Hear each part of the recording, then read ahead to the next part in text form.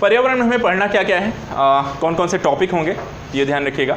तो पर्यावरण में आपका पहला जो टॉपिक होगा पर्यावरण, कुछ बेसिक आधारभूत चीज़ें आपको पढ़नी है, ये आप नोट डाउन कर लीजिए। पर्यावरण आपको पहला पेज जो आपका होगा उसके अनुक्रमणिका में आप अपने चैप्टर के नाम लिख लीजिए, आपको पढ़ना क्या क्या है। चैप्टर नंबर 1 पर्यावरण की आधारभूत समझ, पर्यावरण की आधारभूत समझ। दूसरा पारिस्थितिकी एवं पारिस्थितिकी तंत्र, पारिस्थितिकी एवं पारिस्थितिकी तंत्र।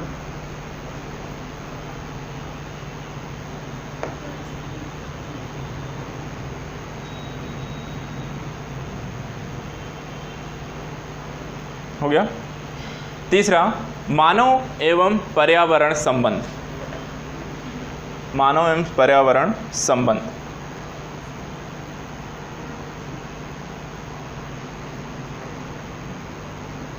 नेक्स्ट प्रमुख बायोम, प्रमुख बायोम,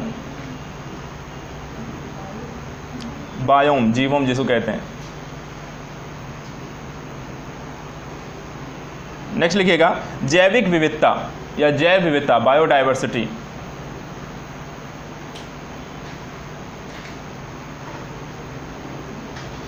नेक्स्ट पर्यावरण प्रदूषण एवं अवनयन,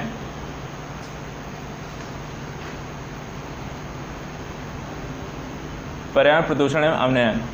नेक्स्ट पर्यावरण ह्रास एवं प्रबंधन,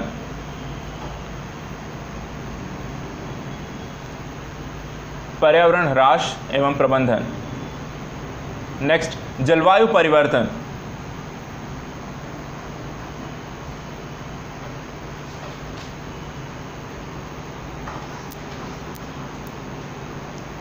नेक्स्ट विभिन्न महत्वपूर्ण पर्यावरण संगठन, विभिन्न महत्वपूर्ण पर्यावरण संगठन जिसमें आपके अंतर्राष्ट्रीय और राष्ट्रीय दोनों ही आएंगे संगठन। ये आपके कुछ चैप्टर हैं जो इन्वायरमेंट के अंतर्गत आपको पढ़ने हैं। चैप्टर बहुत ज़्यादा बड़े नहीं हैं लेकिन इम्पॉर्टेंट इसलिए हैं क्योंकि ये आपको क्वेश्चंस प्री और मेंस के लिए बहुत ही इंपॉर्टेंट हो जाते हैं। खासकर इनमें 2 से 3 चैप्टर बहुत ध्यान से पढ़िएगा जो मैं पढ़ाऊँगा। तो एक तो जैव विविधता का है जिससे मैक्सिमम क्वेश्चन आते हैं, जलवायु परिवर्तन वाला चैप्टर है, पर्यावरण से आपके प्रदूषण अवनयन और उसके ह्रास एवं प्रबंधन से चैप्टर। ये 3 से जो 4 चैप्टर हैं बहुत ही इंपॉर्टेंट है आपके लिए क्योंकि मैक्सिमम जो क्वेश्चन आपको प्री और मेंस में पूछे जाते हैं वो यहीं से आते हैं। जलवायु परिवर्तन एक बहुत इंपॉर्टेंट मुद्दा है जिससे आपको रिलेटेड आपके क्वेश्चन आते रहते हैं, तो उसको लेकर हम देखेंगे। जलवायु परिवर्तन से रिलेटेड बहुत सारे सम्मेलन हुए हैं और उन सम्मेलन क्या रिजल्ट आए हैं वो सब भी हम चर्चा करें। तो सबसे पहले बात करते हैं पर्यावरण क्या है। तो पर्यावरण परिधन आवरण यानी कि एक ऐसा वातावरण जो विभिन्न जीव जंतुओं को उसके चारों ओर व्याप्त होता है वो आपका पर्यावरण कहलाता है। पर्यावरण 2 शब्दों से मिलकर बना है जिसको हम बोलते हैं परिधन आवरण।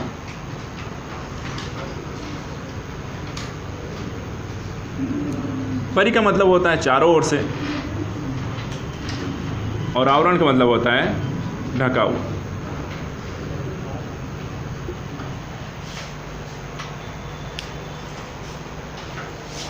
पर्यावरण में आता क्या क्या है।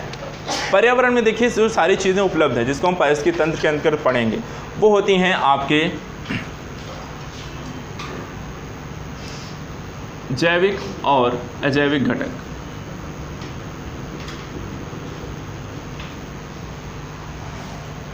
जैविक घटक क्या होते हैं? ऐसे सभी जीव जंतु जिनके अंतर्गत कह सकते हैं कि गमन करने की क्षमता हो या कह सकते हैं उसमें आपको एक स्थान से दूसरे स्थान जाने की क्षमता हो, शोषण पोषण खाना बनाने, वो सारी चीज़ों की क्षमता है, यानी कह सकते हैं जो जीवित होते हैं क्रियाशील हों, तो वो क्या हैं आपके जैविक घटक कहलाते हैं। इनमें कौन कौन सी चीज़ें आती हैं? सभी प्रकार के जीव और जंतु। दूसरी बात करते हैं अजैविक घटक। अजैविक घटक से तात्पर्य है कुछ भौतिक, स्थलाकृत और प्राकृतिक चीज़ों की, जैसे पर्वत, पहाड़, नदियाँ, मिट्टी, तापमान, आर्द्रता, ये सारी चीज़ें क्या आती हैं आपकी अजैविक घटक के अंदर। और इन दोनों का जो सम्मिश्रण होता है वो पर्यावरण के या एक पर्यावरण के निर्माण में बहुत ही ज़रूरी होता है।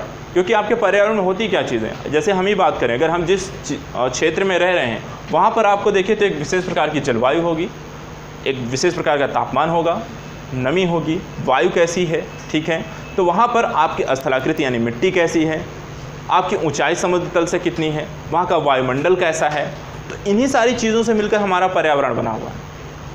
और उस पर्यावरण में हम सब रह रहे हैं, यानी कि मनुष्य रह रहा है, कुछ जीव जंतु भी रह रहे होंगे, कुछ जंतु चौपाए भी रह रहे होंगे, अलग अलग घरों में भी रह रहे होंगे, एक विशेष परिस्थिति में रहते हैं। अगर मैं बात करूं क्या पर्यावरण एक बहुत ही बड़े स्वरूप को है या एक छोटे के स्वरूप को भी कह सकते हैं। कहने का मतलब क्या एक घर के वातावरण को भी हम पर्यावरण कह सकते हैं और पृथ्वी के पूरे संपूर्ण पृथ्वी के वातावरण को भी हम पर्यावरण के अंतर्गत रख सकते हैं। क्या ऐसा संभव है?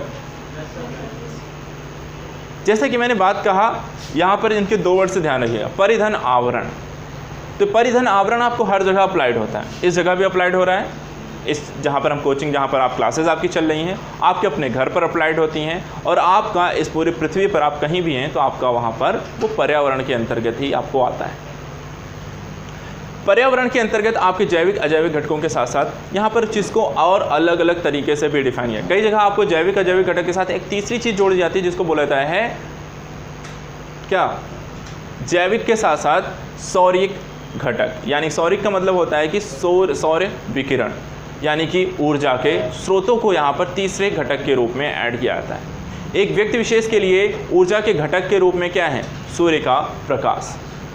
तो सूर्य का प्रकाश हर एक जीव जंतु के लिए आवश्यक है। अगर आप देखें तो जीवों की उपस्थिति जो मैक्सिमम है वो वहीं तक है जहाँ पर सूर्य का प्रकाश पहुँचता है, वहीं पर वनस्पतियाँ विद्यमान हैं। वनस्पतियों के वितरण को ही अगर हम देख लें या जीव जंतु के निवास स्थान को ही अगर हम देखें तो आप अगर देखें इनकी वस्तु स्थिति को और पृथ्वी की स्थिति को अगर हम देखें, पृथ्वी का जो आपको विषुवत रेखा होगी, विषुवत रेखा से आप जितना ही ध्रुवों की ओर बढ़ेंगे, वनस्पति की सघनता आपको कहाँ पर ज़्यादा मिलती है? वनस्पति की सघनता आपको मैक्सिमम यहाँ पर मिलती है, विषुवत, कर्क और भूमध्य रेखा के बीच में।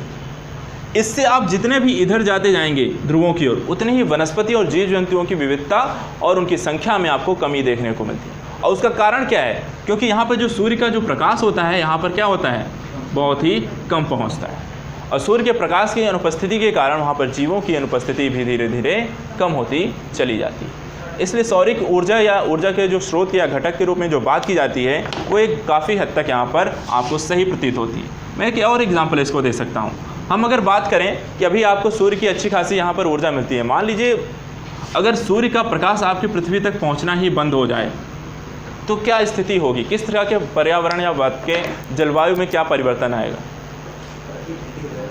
ठंडी बढ़ जाएगी, हिमयुग आ जाएगा, और हिमयुग में क्या होंगी, जीव जंतुओं का वातानुकूलित ना होने के कारण उस हिमयुग के सभी जीव जंतुओं का धीरे धीरे ह्रास होता चला जाएगा। हो सकता है ये एक पूरा शीत मरुस्थल के रूप में आपकी पृथ्वी तब्दील हो जाए।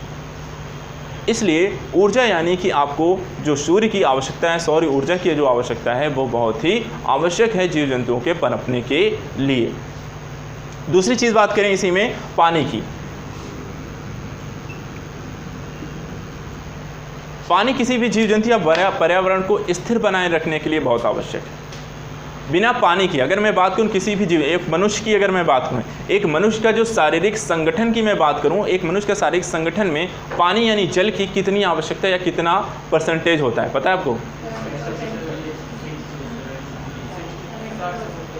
60 to 70%। आपकी पूरी बॉडी में 60 to 70% सिर्फ पानी होता है।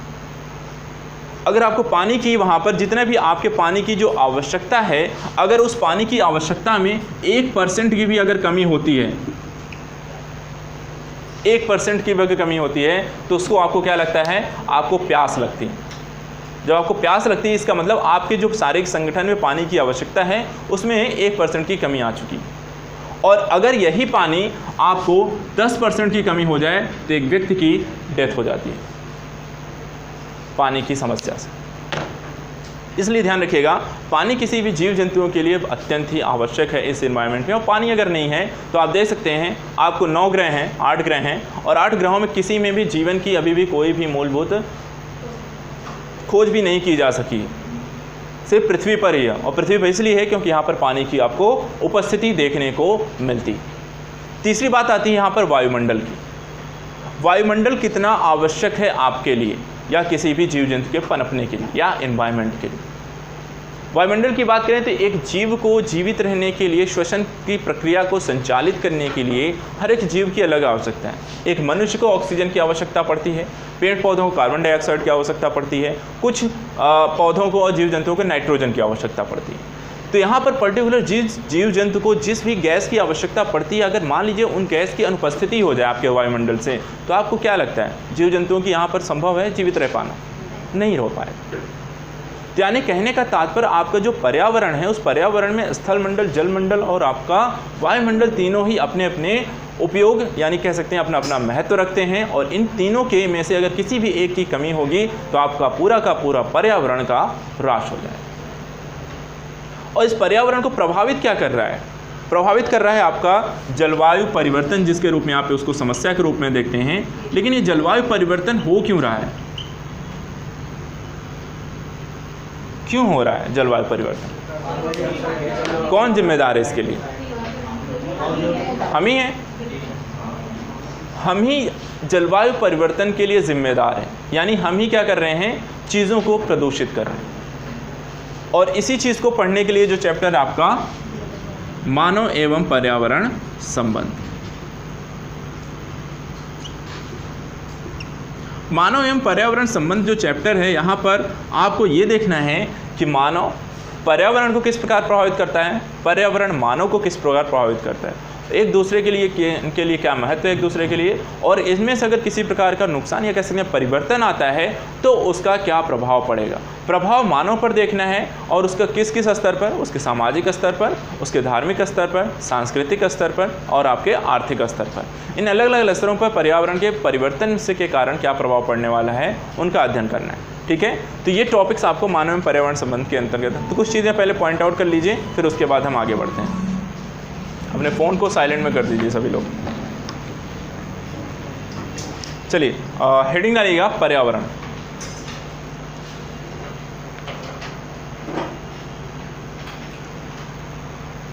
पर्यावरण से तात्पर्य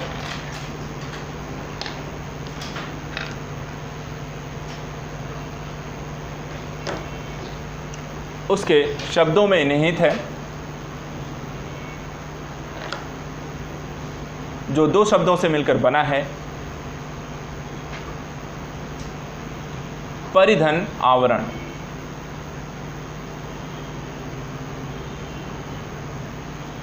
परि का मतलब है अर्थात चारों तरफ,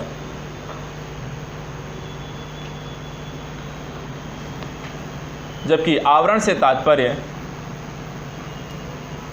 ढका हुआ से होता है। अर्थात किसी भी जीव जंतु के चारों तरफ व्याप्त वातावरण को या उस जीव जंतु के आसपास उपस्थित वातावरण को हम पर्यावरण के नाम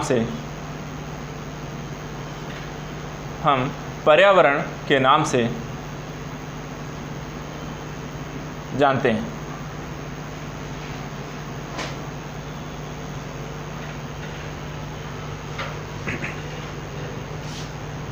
एक नेक्स्ट पॉइंट से लिखिएगा, पर्यावरण के निर्माण में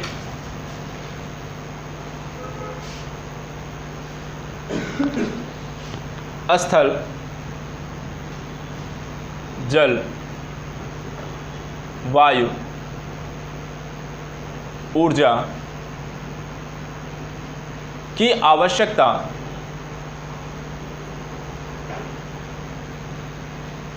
होती है, जिसे हम अजैविक घटक के रूप में जानते हैं।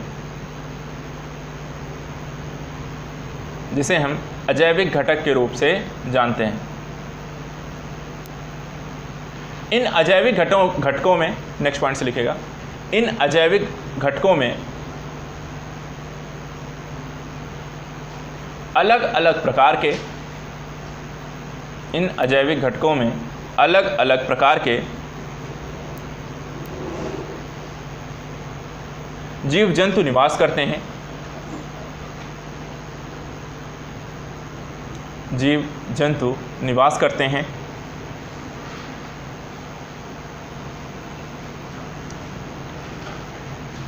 और इन दोनों से मिलने के पश्चात एक पर्यावरण का निर्माण होता है।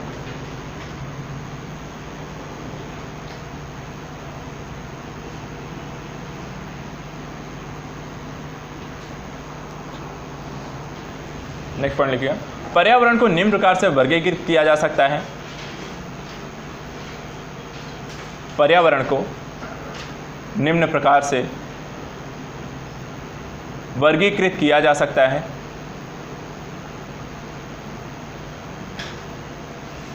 पहली हेडिंग डालिएगा भौतिक पर्यावरण। भौतिक पर्यावरण, इसमें लिखिएगा भौतिक पर्यावरण में अजैविक तत्वों अर्थात जलवायु, जलाशय, तापमान, जलवायु, जलाशय, तापमान, आर्द्रता इत्यादि सम्मिलित किए जाते हैं। इत्यादि सम्मिलित किए जाते हैं। नेक्स्ट हेडिंग सांस्कृतिक पर्यावरण। सांस्कृतिक पर्यावरण, इसमें लिखिएगा पृथ्वी पर मानव द्वारा निर्मित, पृथ्वी पर मानव द्वारा निर्मित पर्यावरण को सामुदायिक पर्यावरण कहते हैं।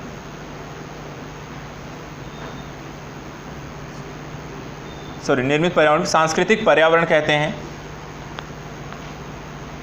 इस प्रकार के पर्यावरण में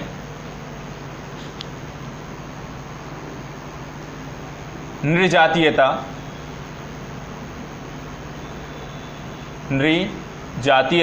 भाषा, नृजातीयता,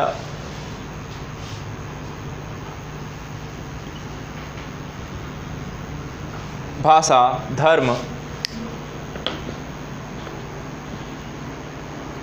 रीति रिवाज एवं जीवन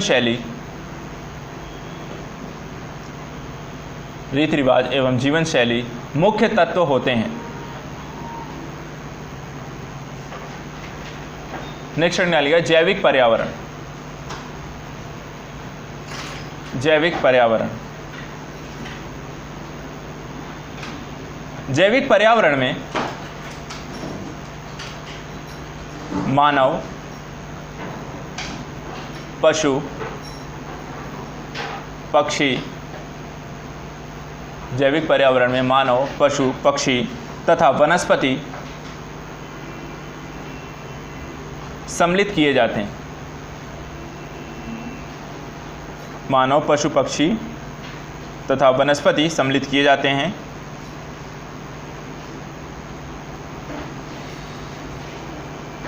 नेक्स्ट है संज्ञान पर्यावरण। संज्ञान पर्यावरण, इसमें लिखिएगा अपने संसाधनों के प्रयोग में, अपने संसाधनों के प्रयोग में जो प्रतिमा अर्थात इमेज, जो प्रतिमा मानव के मन में आती है, जो प्रतिमा मानव के मन में आती है, उसे संज्ञान पर्यावरण कहते हैं।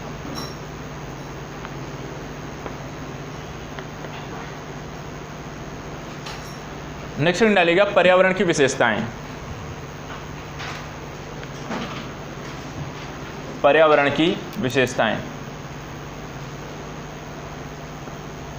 पहला पॉइंट लिखिएगा किसी समय पर्यावरण में जैविक एवं अजैविक तत्वों, किसी समय पर्यावरण में जैविक तथा अजैविक तत्वों का योग एक पारिस्थितिकी तंत्र का निर्माण करता है। जैविक तथा अजैविक तत्वों का योग पारिस्थितिकी तंत्र का निर्माण करता है। नेक्स्ट, जैविक विविधता, जैविक विविधता, प्राकृतिक वास तथा ऊर्जा किसी भी पर्यावरण के मुख्य घटक होते हैं। किसी भी पर्यावरण के मुख्य घटक होते हैं।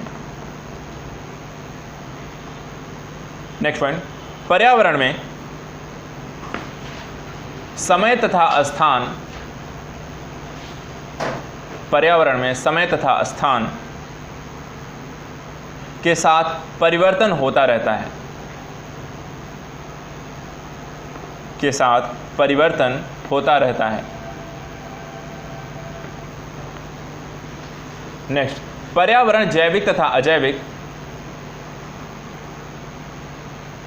पर्यावरण जैविक तथा अजैविक पदार्थों के व्यवहारिक संबंध पर आधारित होता है। व्यवहारिक संबंध पर आधारित होता है।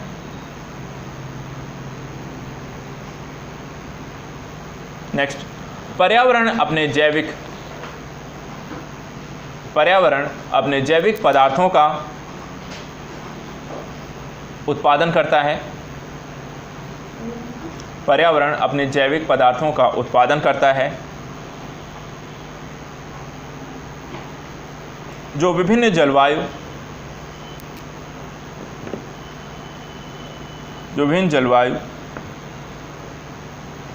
में भिन्न भिन्न हो सकते हैं, जो विभिन्न जलवायु में भिन्न भिन्न हो सकते हैं।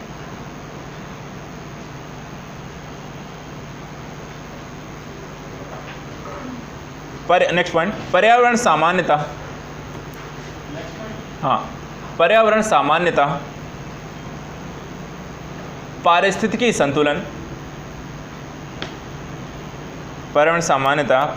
संतुलन स्थापित करने की ओर अग्रसर रहता है। पारिस्थितिकी संतुलन स्थापित करने की ओर अग्रसर रहता है।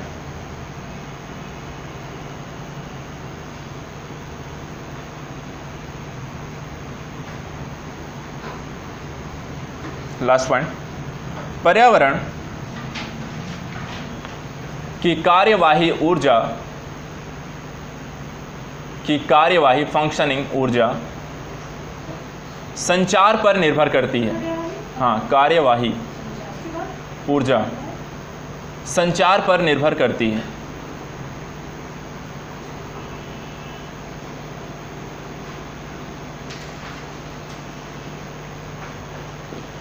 ये कुछ बेसिक चीज़ें थी पर्यावरण के बारे में, उनकी विशेषताएं, वो क्या क्या किन चीज़ों से मिलकर बना होता है।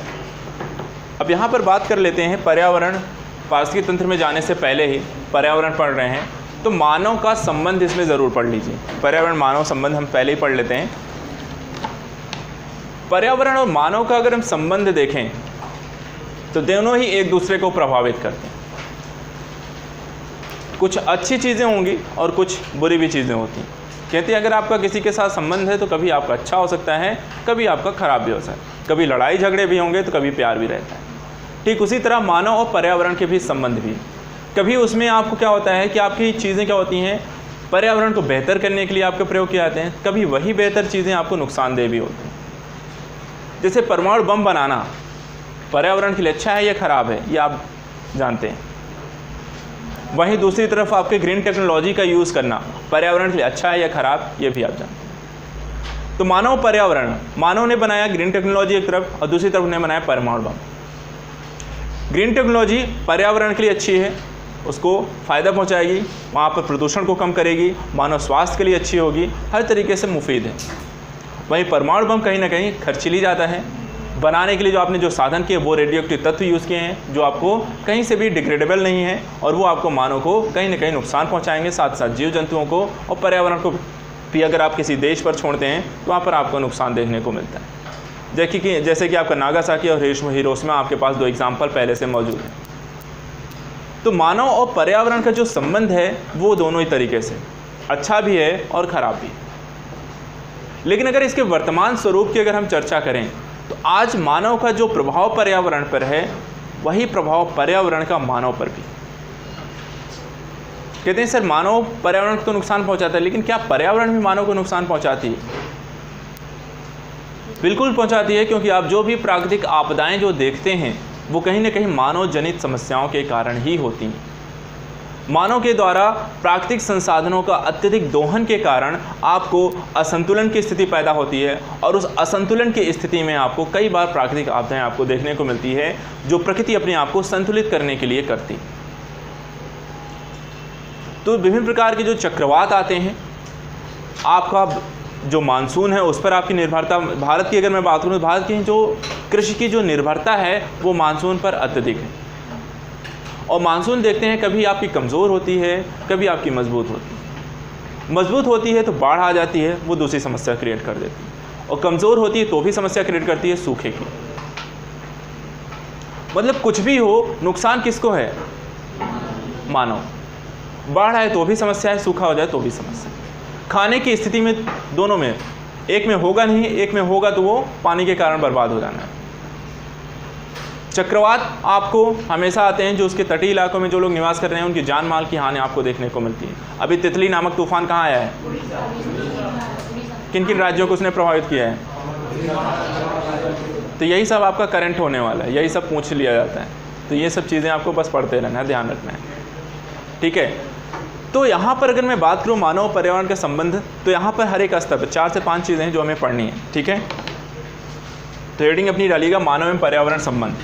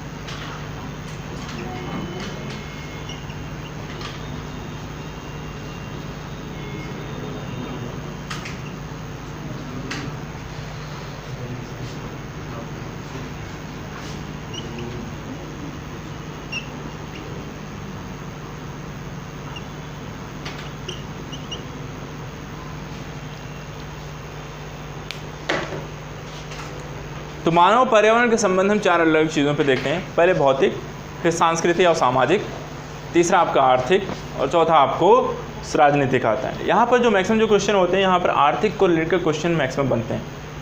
मानव पर्यावरण के संबंधों में आर्थिक प्रभाव आपको ज़्यादा देखने को, उसका आकलन जो होता है ज़्यादा किया जाता है। आप कभी भी देखिए, आपको कोई भी आपदा आती है तो आपदा आने के पश्चात जो आकलन आता है कैसा आता है? आर्थिक आकलन आता है कि पर्टिकुलर राज्य को या स्टेट को कितना नुकसान हुआ है। नुकसान किस स्तर पर? पैसों में। उसका आकलन हमेशा पैसों में किया, कितने अरब खरब करोड़ कितने का नुकसान हुआ है। भारत की अगर मैं बात करूं तो भारत को पिछले 25 सालों में जो होता है खरबों, 25 या 50 अराउंड जो अभी फिगर आया था, इतने खरब का नुकसान हो चुका है। तो यहाँ पर आपको अगर देखा जाए तो भारत एक बहुत बड़ी, जो उसकी भौगोलिक परिस्थिति को अगर आप देखें तो भौगोलिक परिस्थिति कहीं ना कहीं उसके जो भौतिक पर्यावरण है, भौतिक पर्यावरण जो भी चीज़ें हैं उसमें बहुत ज़्यादा आपको परिवर्तन देखने को मिलता है। भौतिक पर्यावरण में आपकी आती है जलवायु, तापमान, आर्द्रता, जलाशय,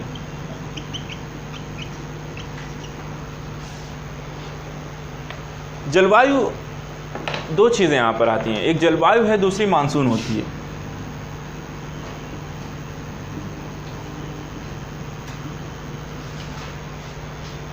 जलवायु और मानसून क्या डिफरेंट चीज़ें या एक ही है? अलग अलग चीज़ें हैं। क्या होती हैं? मौसम जो होता है वो शॉर्ट टाइम के लिए होता है, है, लो लॉन्ग टर्म के लिए होती है। जैसे अगर मैं भारत की बात करूं तो यहाँ पर अगर आपका मौसम अगर देखें तो भारत में 3 तरह की ऋतुएं आती हैं, ठीक है। एक ही साल में 3 अलग अलग तरीके की ऋतुएं आती हैं जिनको हम मानसून कहते हैं, ठीक है। एक टाइम आपको बरसात होती है, एक आपका ठंडी का टाइम होता है, एक गर्मी का टाइम होता है। कहीं कहीं आपको 4 भी देखने को मिलती है। एक बसंत ऋतु को भी जोड़ दिया जाता है जो आपका गर्मी आने के पहले और ठंडी के समाप्ति के अवसर पर होती है, जहाँ पर आपके पौधे जो होते हैं, आपके पर्णपाती जो वृक्ष होते हैं वो अपनी पत्तियाँ गिराते हैं, ठीक है। बसंत ऋतु वहाँ पर उसको बोली जाती है। तो यहाँ पर अगर आप मानसून की बात करें, मानसून बेसिकली यहाँ पर भारत में वर्षा को बोला जाता है। और वर्षा जो होती है वो कब होती है, उसका महीना कितना होता है, जून से लेकर के आपका अगस्त के बीच। यहाँ सितंबर तो इसको जोड़ते हैं अगर हम 4 महीने की बात करें, लेकिन अगस्त जो ज़्यादा जो बरसात होती है वो जून से अगस्त के बीच में ही होती।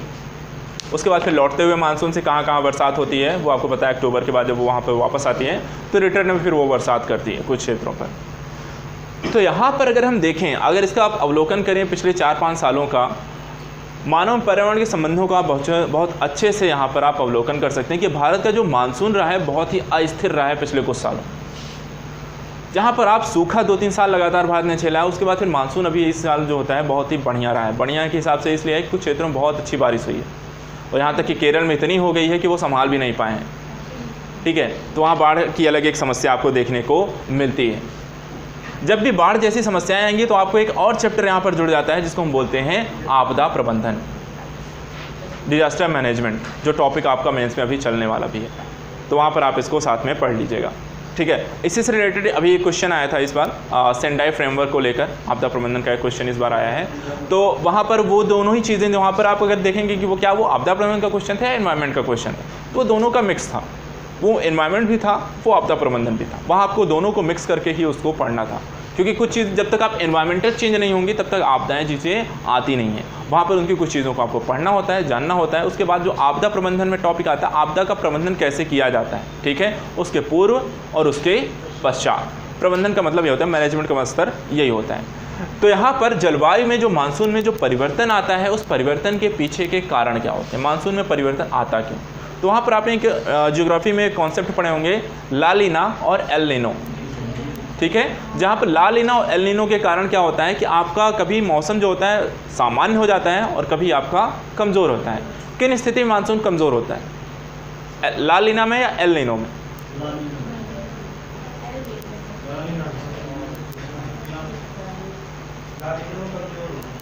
ला लीना में कमज़ोर होता है कि एल नीनो में कमज़ोर होता है?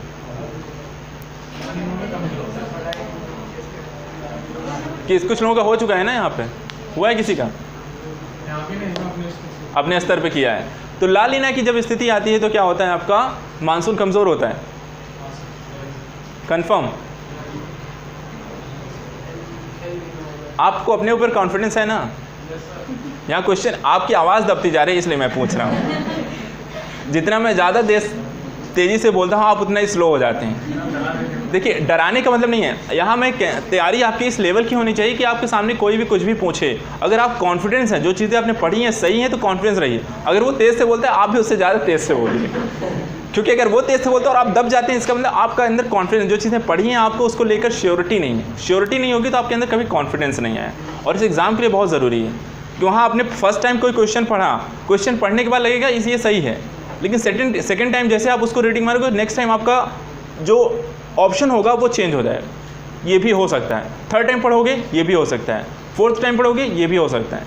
तो वहाँ पे क्या हुआ, कन्फ्यूज़न। जितनी बार आप चीज़ों को ज़्यादा पढ़ोगे उतनी ही वहाँ पर क्लैरिटी की कमी होती है, और क्लैरिटी की कमी क्या होती है, यहाँ पर होती है, क्योंकि आपने वहाँ पर आपका रिवीजन, आपका कॉन्फिडेंस उतना अच्छा नहीं होता है। फर्स्ट टाइम पढ़िए, आंसर है टिक करिए। ज़रूरी नहीं है 4 बार उसको पढ़ने की। 4 बार अगर आप पढ़ रहे हैं यानी खुद आप अपने आप को प्रॉब्लम में डाल रहे हैं। कि तैयारी इतनी अच्छी होती है कि क्वेश्चन पेपर में पहला क्वेश्चन पढ़ने के बाद आप पहली बार में उसको टिक कर सकें, वो है आपकी प्रिपरेशन। इस लेवल की नहीं है तो यानी आप प्रिपेयर्ड नहीं हो इस एग्ज़ाम के लिए। आप बैठ ज़रूर गए हो, लेकिन आपको अपनी ही तैयारियों का समुचित आकलन नहीं है, आप कितने प्रिपेयर्ड। ठीक है, तो कुछ भी पढ़ो अच्छे से पढ़ो। कॉन्सेंट्रेट होकर पढ़ो, कॉन्सेंट्रेशन बहुत ज़रूरी है। अच्छा कॉन्सेंट्रेशन होगा, तैयारी बेहतर होगी, एक बार पढ़ोगे आपको समझ में आ जाएगा। दिमाग कहीं और है कि शाम को मूवी देखने जाना है, जल्दी से पढ़ लेते हैं, ख़त्म कर लेते हैं, फिर वहाँ चलते हैं, तो वो वैसे ही पढ़ोगे आप, वहाँ रीडिंग मार रहे होगे, पेज में क्या था पता नहीं, लेकिन मूवी का हर एक सीन आपको यहाँ पे डिटेल में चर्चा हो जाएगी घर पे आने के बाद अपने यार दोस्तों से या व्हाट्सएप पे सारी चीज़ें। तो वो चीज़ें नहीं करनी। जितनी कंसंट्रेशन से आप मूवी देखते हो, जितना मन लगा के, उतना ही कंसंट्रेशन अपने उस बुक को भी एक मूवी की तरह पढ़ो और उस चीज़ को इमेज करो। इमेजिन जब करोगे तो वो इमेज क्या होता है, दिमाग में ध्यान रखिएगा, आपका जो दिमाग होता है वो शब्दों से अच्छा इमेजेस को ध्यान में रखता है। इसलिए कभी भी कोई भी चीज़ पढ़ो तो उसकी एक इमेज बनाओ अपने माइंड में, सोचो उसके बारे में। अगर वो इमेज एक बार छप गई तो आपको दोबारा उसकी रीडिंग मारने की ज़रूरत नहीं पड़ेगी। और इसका सीधा साधा आपको एग्जांपल है, जितनी चीज़ें आप देखते हो वो ज़्यादा बेटर तरीके से आती रहेंगी। जैसे अगर मैं बोल दूं कि यहाँ पर अगर आप जितने लोगों के एक साथ, मैं जितने लोगों के चेहरा देख रहा हूँ तो उन चेहरों को मुझे याद रहेगा, लेकिन अगर किसी का नाम मैंने सिर्फ फ़ोन पर बात की है, नाम मुझे याद है, तो मैं पता नहीं अगर 2 या 4 साल बाद या मेरी बात भी होती है तो मैं उसको शायद ना पहचान पाऊँ, हाँ कौन थे, बहुत डिटेल में चर्चा करनी पड़ेगी, हाँ ये थे। लेकिन आप अगर कहीं मुझे दोबारा अगर कहीं इन लाइफ मिलते भी हो तो मैं आपको आसानी से पहचान सकूँ। क्यों? क्योंकि आपकी इमेज मेरे दिमाग में छप चुकी है। तो इमेज बहुत जो क्या होता है, कभी भी कुछ भी पढ़ो तो उसका इमेज बनाओ। इमेज अगर ये तैयार हो गई तो आपको कोई भी चीज़ जल्दी भूलने वाली नहीं। ठीक है, चलिए, तो यहाँ पर बात कर रहे थे कि मानसून जो होता है, मानसून आपका जब भी कमज़ोर या अच्छा होता है उसके कारण क्या होता है, आपके जब भी मजबूत होगा तो बरसात होगी। बरसात क्या होती है, आपके अंदर अलग एक समस्याएं बाढ़ को लेकर आएगी, और बाढ़ को लेकर आएगी तो आपका जो जीवन शैली होगी किसी भी जीव की जो वहाँ पर रह रहा, चाहे वो पेड़ पौधे होंगे और चाहे वो एक मनुष्य होगा, बाढ़ आने के पश्चात आपकी जीवन शैली कैसी होती है, वहाँ का पूरा कह सकते हैं एक पारिस्थितिकी जो तंत्र है वो पूरा नष्ट हो जाता है। वहाँ पर रहने वाले जीव जंतुओं का, पेड़ पौधों का, घास मैदान, फसलें, छोटे छोटे कीट पतंग, उन सभी का क्या होता है, सफाया हो जाता है। और सफाया होने के पश्चात क्या होती है कि वहाँ का दोबारा जब उस चीज़ को पनपने में, वहाँ पर स्थापित करने में एक समय लगता है, और समय लगने के पश्चात क्या होता है, उसको दोबारा जनरेशन होने में आपके पर्यावरण आपको कहीं ना कहीं नुकसान होती है। नुकसान के कारण क्या होगा, जब भी आप कोई भी चीज़, मान लीजिए जैसे केरल की मैं बात करूँ, केरल में क्या हुआ, बाढ़ आई, एक बड़ा जानमाल की हानि हुई, काफ़ी सारी चीज़ों का नुकसान हुआ, घर बार सारी चीज़ों का। अब जब उसी चीज़ को वो दोबारा बनाएंगे तो क्या वहाँ पे पॉल्यूशन दोबारा जनरेट नहीं होगा? कंक्रीट, बालू, सीमेंट, अलग अलग तकनीकी, जब वो घर बनाएंगे या अलग अलग चीज़ों का निर्माण करेंगे, फिर खेती करेंगे तो उसमें पेस्टिसाइड्स डालेंगे, तो आपको हर एक स्तर पर मृदा को प्रदूषित करेंगे, जल को प्रदूषित करेंगे, एनवायरनमेंट को प्रदूषित करेंगे, वायु को प्रदूषित करेंगे। और जब प्रदूषण आपका एक लेवल से ज़्यादा होगा तो वहाँ पर आपको स्वास्थ्य संबंधी समस्याएं देखने को भी मिलती है। ठीक इसी तरह की बात करें तापमान का, तापमान क्या होता है, तापमान बढ़ता और घटता क्या मानव की क्रियाओं के द्वारा है। मानव के द्वारा जो भी जैसे काम किया जाता है, आपने ग्लोबल वार्मिंग की एक प्रॉब्लम सुनी होगी। ग्लोबल वार्मिंग होता कैसे है, ग्लोबल वार्मिंग की समस्या क्यों जनरेट होती है पता है? CO2 के कारण। देखिए ग्लोबल वार्मिंग एक बहुत ही सिंपल से उदाहरण है, ये आपका पृथ्वी है, ठीक है, यहाँ पर मान लीजिए ये इसकी सतह है, ठीक है, सतह कौन सी, जिस सतह पर हम रहते हैं, ये आपका एनवायरनमेंट है और यहाँ आपका सूरज है, ठीक है। सूर्य से कुछ किरणें क्या होती हैं, वो एंटर करती हैं पृथ्वी से टकराती हैं, टकराने के बाद ये वापस जाती हैं, लेकिन वापस जाने के पश्चात ये पूरी तरह से यहाँ से निकल नहीं पाती, वायुमंडल से आपके बाहर नहीं जा पाती, ये रिटर्न होकर वापस पृथ्वी पर आ जाती हैं, और ऑलरेडी यहाँ पर सूर्य की किरणें पड़ रही होती हैं, जिसके कारण क्या होता है, आपकी पृथ्वी क्या होती है, लगातार गर्म होती रहती है, क्योंकि वो पूरी तरह से एक बेहतर उत्सर्जक का काम नहीं कर पाती। और बेहतर उत्सर्जक काम यहाँ पर ये रिटर्न क्यों नहीं हो पा रही, यहाँ पे ऐसा क्या था कि जो वापस हो जाती है, जबकि सूर्य की किरणें वहीं से अंदर आ रही, तो वही किरणें बाहर क्यों नहीं जा पाती? क्या होती है, देखिए वायुमंडल जो होता है, जो आपका पर्यावरण है, जो एनवायरनमेंट है आपका, जो सबसे आपकी क्षोभ मंडल की जो स्थिति होती है, ठीक है, वहाँ पर क्या होता है कि आपके बहुत सारी अलग अलग गैसें जो होती हैं, वो अलग अलग गैसें उसमें क्या होती हैं, कार्बन डाइऑक्साइड होती है, फास्फीन होती है, आपको हाइड्रोक्लोरोकार्बन होते हैं, आपके साथ साथ नाइट्रोजन ऑक्साइड होती है। ये सारी जो सल्फर डाइऑक्साइड होती हैं, ये सारी गैसें क्या करती हैं, जब जलवाष्प के साथ वहाँ पर मिलती हैं तो वो क्या करती हैं, एक ऐसी लेयर बना देती हैं जो एक तरह से अपारदर्शी का काम करती है। अपारदर्शी के साथ साथ वहाँ पर क्या होती हैं कि यही जब किरणें जब उनसे टकराती हैं तो टकराने के बाद वो पूरी तरह से परावर्तित या कह सकते हैं बाहर नहीं निकल पाती हैं और वहाँ से फिर वापस रिटर्न होकर पृथ्वी पर आ जाती हैं। और एक चीज़ और है, क्या पृथ्वी सूर्य की किरणों के कारण गर्म होती है? नहीं, पृथ्वी गर्म होती है जो पृथ्वी से निकलने वाली ऊष्मा है। पृथ्वी जो होती है उसकी सतह के नीचे से जो ऊष्मा निकलती है, पृथ्वी उसके कारण गर्म रहती है, ना कि पृथ्वी जो सूर्य के द्वारा ऊष्मा प्राप्त होती है उसके द्वारा गर्म होती है। तो यहाँ पर ग्लोबल वार्मिंग की जो समस्या है, ये दोनों कारण, एक तो पृथ्वी के द्वारा जो तापमान लगा था उससे, और उसके कारण ये पूरी तरह से बाहर न जाकर वापस आ जाती है। ठीक है, इसी में से एक घटना होती है जिसको हम बोलते हैं एल्बिडो। एल्बिडो क्या होता है पता है, क्या होती है?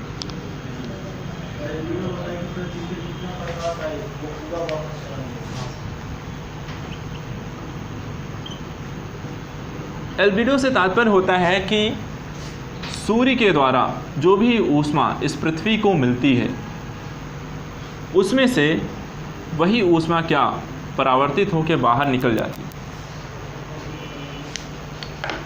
और ये कितने परसेंट होती है? क्या एल्बिडो 100% होता है? नहीं होता है।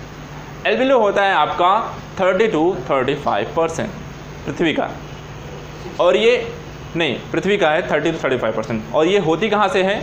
सिर्फ उन्हीं जगहों से होती है जहाँ पर आपका प्रकाश कहाँ से परावर्तित होगा?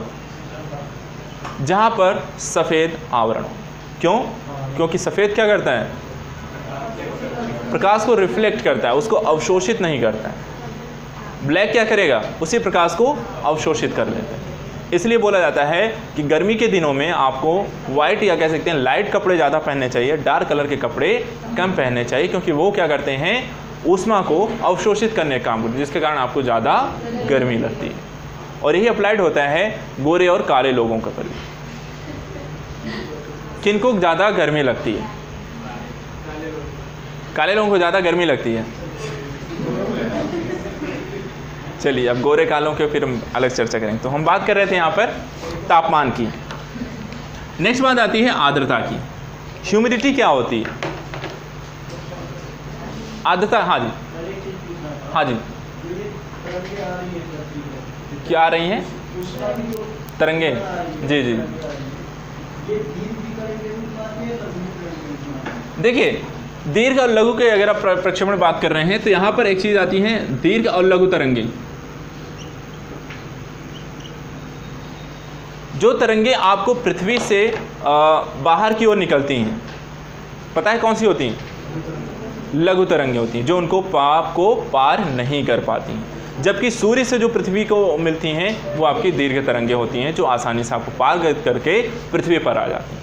ठीक है, और ये लघु तरंगे पृथ्वी आपके वायुमंडल को पार नहीं कर पाती हैं, और यही लघु तरंगे आपके पृथ्वी को गर्म करके रखती हैं।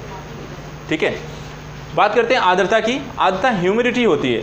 यहाँ पर दो वर्ड आते हैं, एक आर्द्रता आती है, एक आपेक्षिक आर्द्रता आती है। बरसात के लिए ज़रूरी क्या है? आर्द्रता का कितने % होना? 50, 60, 70, 80, 90, 100 कितना होना चाहिए? जब तक आपकी आर्द्रता 100% नहीं होगी, आपका बरसात नहीं होगी। आपकी आर्द्रता का 100% होना ज़रूरी है। आर्द्रता होती है किसी भी विशेष स्थान पर या वायु के द्वारा जल को ग्रहण करने की क्षमता, और आपेक्षिक आर्द्रता वो होती है कि किसी विशेष परिस्थिति में उस वायु के द्वारा कितनी आर्द्रता ग्रहण की जा सकती है, लेकिन ज़रूरी नहीं कि वो उतना ग्रहण करे। कितना की जा सकती है वो उसकी आपेक्षिक आर्द्रता कहलाती है। और एक बरसात के लिए बहुत ज़रूरी है कि आपकी आर्द्रता जो होती है वो 100% हो, तभी बरसात जो होती है। नहीं, वो अलग चीज़ है, वो फिर अलग टर्म में अलग बात करेंगे। तो यहाँ पर हम बात करते हैं आर्द्रता जो होती है। आर्द्रता देखिए, अगर हम आर्द्रता बहुत ज़रूरी है बरसात के, जो अगर आप भारत में बरसात को अगर हम डिवाइड करें या उसका वितरण देखें, पूरब से पश्चिम और आपका उत्तर से दक्षिण जो पूरा वितरण है, सर्वाधिक वर्षा वाले क्षेत्र आपको देखने को कहाँ मिलते हैं? पूरब साइड से। पूरब साइड से वहाँ पर देखने को क्यों मिलता है? क्योंकि वहाँ पर आपका जो मानसून जो एंटर करता है वो क्या करता है, सागरों से क्या करता है, नमी को ग्रहण करता है। और नमी को ग्रहण करते ही जब वो एंटर करता है आपके पूर्वी इलाकों से, तो वहाँ पर आपको मिलती हैं क्या, पहाड़ियाँ मिलती हैं। उन पहाड़ियों से टकराने के कारण वहाँ पर वो बरसात कर देती हैं। लेकिन जैसे जैसे वो आपके पश्चिमी इलाकों की तरफ बढ़ती हैं, उनकी आर्द्रता क्या होती जाती है, वो कम होती है। क्यों कम हो रही है, क्योंकि वहाँ बरसात क्या हो रही है, वो बरसात करते हुए आ रहे हैं, बरसात करने हुए आ रहे हैं। दूसरे कारण ये है कि उस दौरान वहाँ पर क्या है, कोई भी बहुत बड़ा सागर जल या कह सकते हैं कि नदी का बहुत बड़े स्रोत नहीं होते। जहाँ पर होते हैं वहाँ तक तो वो आर्द्रता ग्रहण करते हैं, लेकिन जहाँ से जैसे जैसे आप राजस्थान की और हरियाणा और राजस्थान की तरफ बढ़ें तो यहाँ पर क्या है, बरसात का मतलब कोई बहुत बड़े जलाशय नहीं है, नदियाँ नहीं हैं, जिसके कारण वहाँ पर क्या होती है, ना ही वो वहाँ पर जलवाष्प ग्रहण करते हैं और उधर आते आते वो क्या करते हैं, अपनी नमी भी पूरी तरह से खो चुके होते हैं, जिस कारण वहाँ पर बरसात नहीं होती है और आपके मरुस्थलीय क्षेत्र आपको देखने को मिलते हैं। नेक्स्ट बात आती है जलाशयों की। आपके भौतिक पर्यावरण में जलाशयों का निर्माण जो होता है वो देखें, अगर जलाशय क्या है, बेसिकली आपकी जो भी नदियाँ हैं, तालाब हैं, झरने, ठीक है। अगर हम देखें आपके दक्षिणी इलाकों में, तो आपके दक्षिणी जो भारत है वहाँ पर आपको तालाबों की बहुलता देखने को मिलती है। उसका कारण क्या है, ये क्वेश्चंस बनते हैं, अभी आपको कुछ मैं मेंस के क्वेश्चन भी लिखने को दूंगा। क्यों देखने को मिलते हैं जलाशय वहाँ पर, तालाब ज़्यादा पर, जबकि उत्तर भारत में अगर हम देखें तो यहाँ पर आपको नलकूप ज़्यादा देखने को मिलते हैं, पहाड़ी एरिया ज़्यादा है। मैं दक्षिण भारत की बात कर रहा हूँ कि वहाँ पर तालाबों की बहुलता क्यों।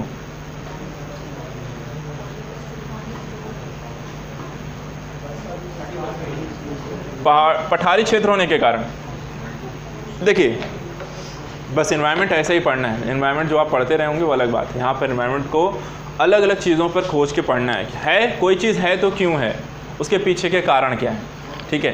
देखिए, तालाबों का और नलकूपों का अलग अलग क्षेत्रों में होना, एक ध्यान रखिएगा, जहाँ पर आपके भूमिगत जल की बात करते हैं।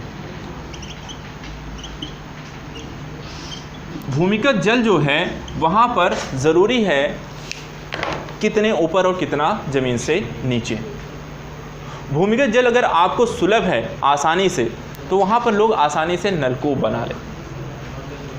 और नलकूपों की बहुलता इसलिए भी ज़रूरी है। देखिए, उत्तर भारत की मैं बात करूँ तो यहाँ पर आपको नदियों की प्रधानता देखने को मिलती है। नदियों की प्रधानता होने के कारण क्या है कि नदियों का जो पानी है वो लगातार भूमिगत होता है, रिस कर क्या होता है, वो ज़मीन के नीचे जाता रहता है। ज़मीन के नीचे जाते रहने के कारण क्या होता है, वहाँ पर आर्द्रता, ज़मीन के पानी जो होता है वो काफ़ी आपको ऊपर मिलता है। दूसरी चीज़, यहाँ पर बरसात भी अच्छी खासी होती है। और तीसरी चीज़, इसकी जो नदियाँ हैं वो कहाँ से निकल कर आती हैं, कहाँ से निकल कर आते हैं, हिमालय से निकल कर आते हैं। और हिमालय क्या है, वो साल भर वहाँ से पानी आपको मिलता रहता है और साल भर पानी आपको ज़मीन के नीचे जाता रहता है, जिस कारण भूमिगत जल जो होता है वो काफ़ी ऊपर रहता है। और यहाँ पर दूसरी चीज़ है कि मिट्टी का होना, मैदान है यहाँ पर, जिसके कारण यहाँ पर नलकूप लगाना बहुत ही आसान, नहरें बनाना बहुत ही आसान हो जाता है बजाय दक्षिण भारत के। क्योंकि दक्षिण भारत का एरिया कैसा है, पठारी क्षेत्र है। पठारी क्षेत्र होने के कारण यहाँ पर आपको नलकूप भी लगाना है या आपको नहरें बनानी है, तो वहाँ पर आपको क्या करता है, आपको जो वैज्ञानिक कह सकते हैं कि टेक्नोलॉजी का यूज़ करना पड़ेगा। बिना टेक्नोलॉजी का यूज़ किए हुए और भी आपको महंगा ज़्यादा पड़ेगा अगर आप नलकूप बनाने जा रहे हैं। जबकि तालाब क्या है, तालाब आपको एक खेत को ही क्या करना है, तालाब के रूप में तब्दील करना है और वहाँ पर बरसात के पानी को क्या करना है, आपको स्टोर कर लेना है। बरसात जैसे होती है उसके पानी को स्टोर करने के साथ ही क्या करते हैं, आप उसी पानी से सिंचाई कर सकते हैं। इसीलिए दक्षिण भारत में क्या होते हैं, तालाबों की बहुलता है, क्योंकि वहाँ की जो नदियाँ हैं वो वहाँ पर बरसात बहुत ज़्यादा नहीं होती हैं। गर्मी के मौसम आते आते वो सूख जाती हैं पठारी इलाके होने के कारण। और वहाँ पर पठारी इलाका होने के कारण लोग नलकूप नहीं लगा सकते हैं, क्योंकि वहाँ का पानी जो होता है वो ज़्यादातर रिस कर नीचे भी नदियों का नहीं जा पाता है। इसलिए लोग वहाँ पर तालाब ज़्यादा बनाते हैं और आपके दक्षिण उत्तर भारत में लोग नलकूपों का अधिक इस्तेमाल करते हैं। और नहरों की भी बहुलता आपको उत्तर भारत में ज़्यादा मिलेगी बजाय आपके दक्षिण भारत की। तो जलाशयों का होना आपके एनवायरनमेंट के लिए बहुत ज़रूरी है, वहाँ पे कृषि के लिए बहुत ज़रूरी है। और कृषि के लिए जहाँ पर आए आपको सिंचाई के साधन के रूप में बहुत ज़रूरी है। आपके कृषि का जो फसल पारिस्थितिकी तंत्र अगर हम देखेंगे तो फसल पारिस्थितिकी तंत्र में क्या होता है कि आपको अभी पारिस्थितिकी तंत्र यहाँ पर रहने देते हैं, पारिस्थितिकी तंत्र को फिर हम पारिस्थितिकी तंत्र के चैप्टर में पढ़ेंगे, यहाँ बहुत ज़्यादा चीज़ें हो जाएंगी। तो आई थिंक इतना आप नोट कर लीजिए, बाकी सारी चीज़ें फिर हम कल के लेक्चर में पढ़ेंगे क्योंकि टाइम हो गया, फिर आपको दूसरा लेक्चर भी शुरू। तो हेडिंग डालिएगा आप मानव एवं पर्यावरण संबंध। ठीक है, मानव एवं पर्यावरण संबंध में आपको ये चारों पॉइंट डाल लेने हैं। भौतिक सामयिक बना लिया है, तो सबसे पहले हेडिंग डालिएगा मानव एवं पर्यावरण संबंध में भौतिक महत्व। भौतिक महत्व या भौतिक रूप से किस तरह ये प्रभावित करते हैं। मानव एवं पर्यावरण में एक दूसरे को, मानव एवं पर्यावरण एक दूसरे को प्रभावित करने में उसके भौतिक कारकों का, प्रभावित करने में उसके भौतिक कारकों का विशेष महत्व है, विशेष महत्व है। इसके अंतर्गत जलवायु एवं मानसून,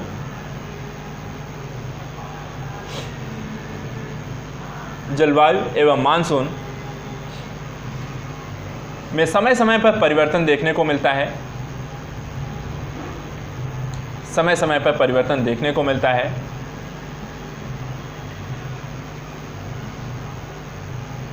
मानसून के मजबूत होने पर, मानसून के मजबूत होने पर अच्छी बरसात देखने को मिलती है,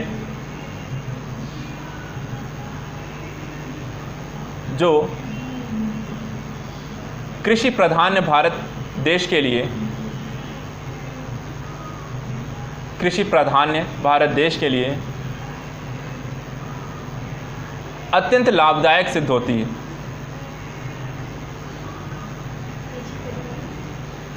कृषि प्रधान भारत देश के लिए अत्यंत लाभदायक सिद्ध होती है,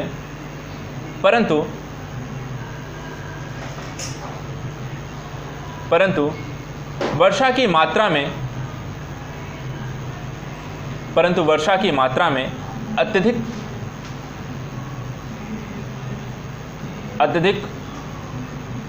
होने के कारण बाढ़ जैसी समस्या भी देखने को मिलती है, या बाढ़ जैसी आपदा देखने को भी मिलती हैं, जिससे जान माल का या पर्यावरण पर, जान माल का या पर्यावरण पर दुष्प्रभाव देखने को मिलता है।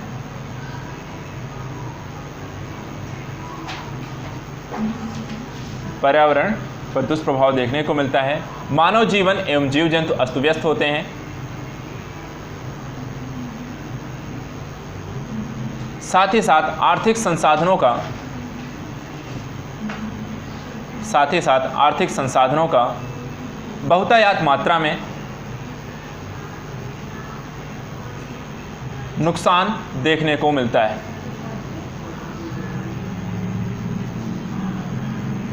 वहीं दूसरी तरफ यदि मानसून कमज़ोर होता है, वहीं दूसरी तरफ यदि मानसून कमज़ोर होता है तो सूखे की स्थिति देखने को मिलती है, तो सूखे की स्थिति देखने को मिलती है, जिससे गरीबी और भूखमरी जैसी समस्याएं उत्पन्न होती हैं, जिससे गरीबी एवं भूखमरी जैसी समस्याएं उत्पन्न होती हैं।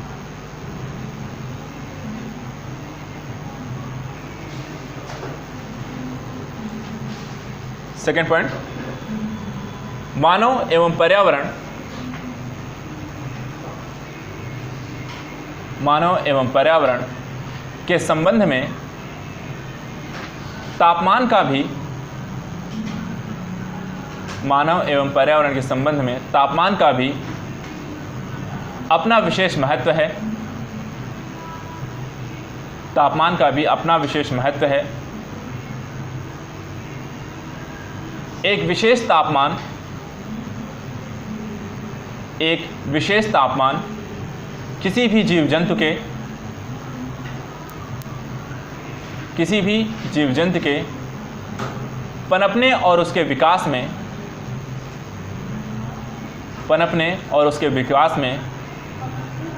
पनपने एवं विकास में अत्यंत आवश्यक है। लेकिन यदि तापमान में अधिकता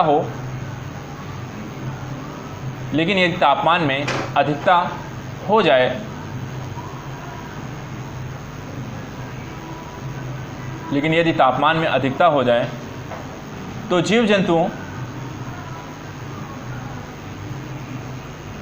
जंतुओं के पारिस्थितिकी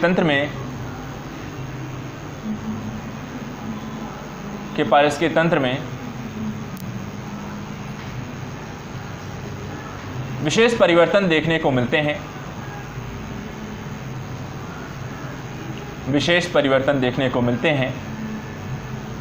जिसके अंतर्गत कई जीवों की विलुप्ति का कारण बनता है, जिसके अंतर्गत कई जीवों के विलुप्त होने का कारण भी बनता है।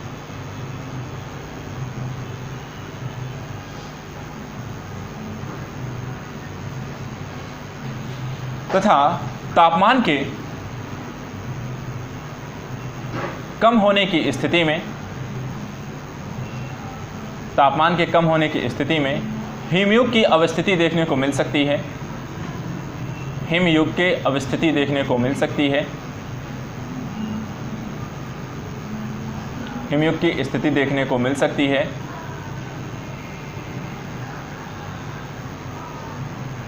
जिससे सभी जीव जंतुओं के नष्ट होने के आसार देखने को मिल सकते हैं। सभी जीव जंतुओं के नष्ट होने के आसार देखने को मिल सकते हैं।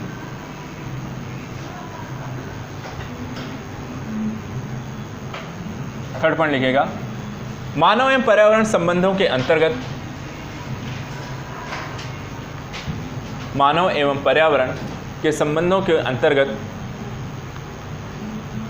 आर्द्रता का अपना एक महत्व है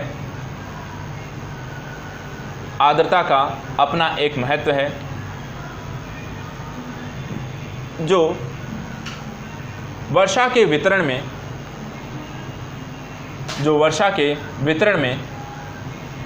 अपनी भूमिका निभाता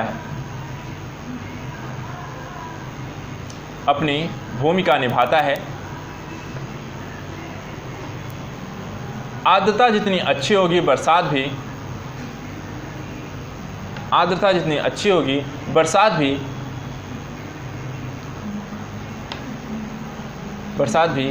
अच्छे होने के अवसर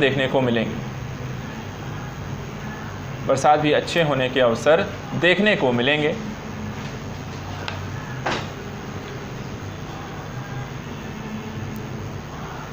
यही कारण है कि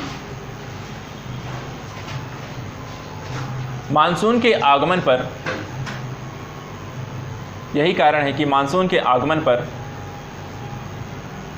भारत के पूर्वी इलाकों में अत्यधिक वर्षा देखने को मिलती है,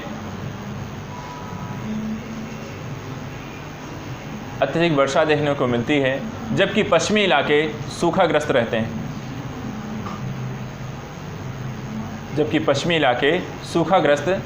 हैं।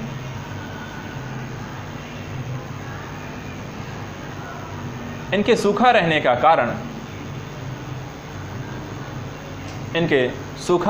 कारण पूर्वी इलाकों से पश्चिमी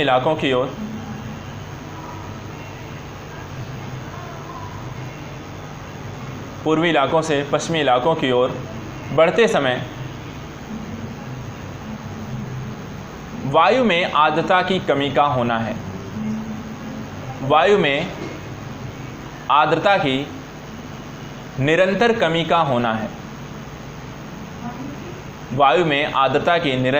का होना है। लास्ट पॉइंट लिखिएगा, मानव एवं पर्यावरण के संबंधों में जलाशयों की अपनी भूमिका है, जलाशयों की अपनी भूमिका है, क्योंकि पानी मानव के कृषि योग्य भूमि को सिंचित करने के लिए अत्यंत आवश्यक हैं। मानव के कृषि योग्य भूमि को सिंचित करने हेतु अत्यंत आवश्यक हैं। इसी के संदर्भ में जहां उत्तर भारत में नदियों की प्रधानता है, नदियों की प्रधानता के कारण नहरों एवं नलकूपों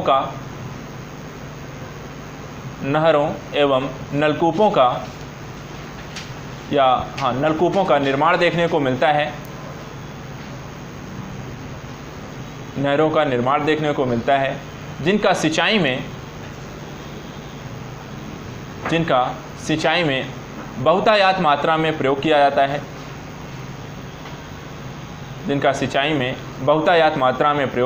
है, जबकि दक्षिण भारत में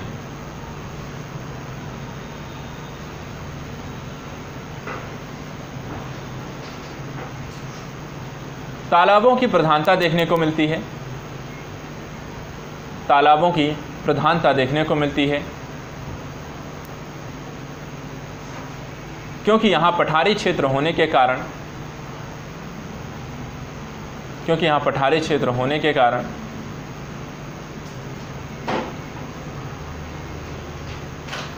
नहरों एवं नलकूपों का निर्माण करना कठिन है।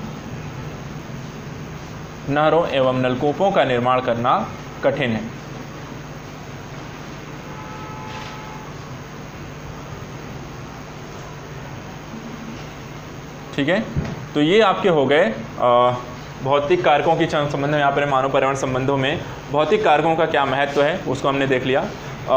कल हम बाकी जो चीज़ें हैं पहले 3 आपको कंप्लीट कर लेंगे, सामाजिक, सांस्कृतिक, आर्थिक, राजनीतिक, और उसके बाद फिर हम नेक्स्ट चैप्टर में जाएंगे पारिस्थितिकी एवं पारिस्थितिकी तंत्र के अंतर्गत। ठीक है, तो इतनी सारी चीज़ों का आप रिवीजन करके आइएगा।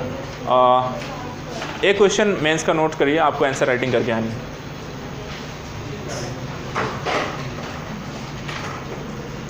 क्वेश्चन नोट करिएगा, पर्यावरण से क्या तात्पर्य है? पर्यावरण से क्या तात्पर्य है? मानव एवं पर्यावरण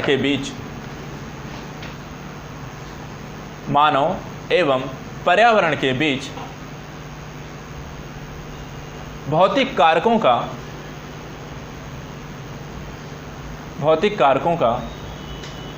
क्या महत्व है?